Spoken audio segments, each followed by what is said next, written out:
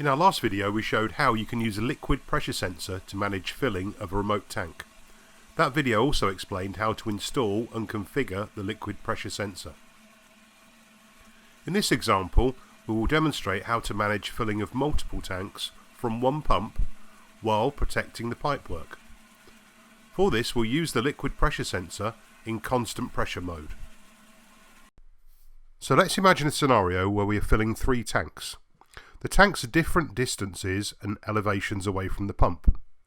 Each tank has a float valve installed. The float valve will stop the flow of water when the tank is full. Now consider the behaviour in the pipework. As each tank fills, the flow through the pipe will effectively be reduced and the pressure will rise. It could be that the pressure increase could damage pipework. As the tanks will be filling or full at different times, the flow and pressure in the pipe network will be constantly changing.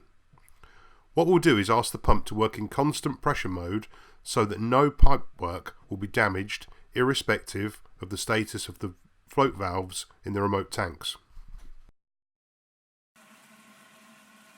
So I'll connect to the pump with pump scanner, go to feature settings, control by pressure, analog 1 and choose constant pressure.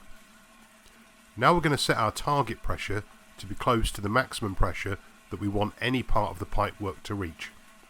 In this case we'll use 1 bar. The ramp speed tells the controller how quickly it should adapt to changes. We'll use 6 in this example. Higher numbers mean faster acting, lower numbers mean slower acting. We also want the pump to stop completely when all tanks are full.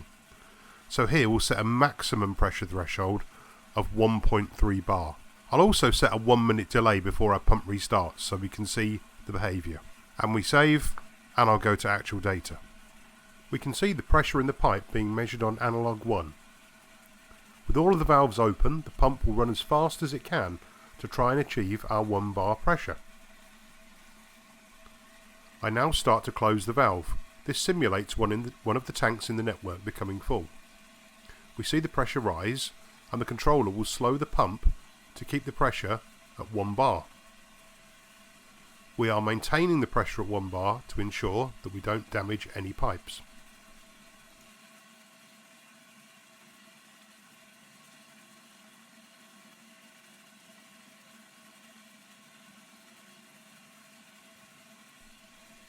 Now I can close the valve further as we simulate tank 2 filling.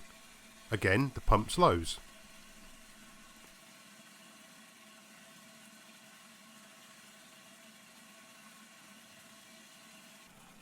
Now the third tank fills and the valve shuts. The pump switches off. The valves will open as the water in the tanks is used. Pressure in the pipes drops and the pump is ready to go again. We can see the pump is in a 1 minute delay as the green light is flashing, indicating it's ready to go but waiting. So here you can see how a complex situation such as filling multiple tanks can be managed using a liquid pressure sensor on any Lorentz pump controller.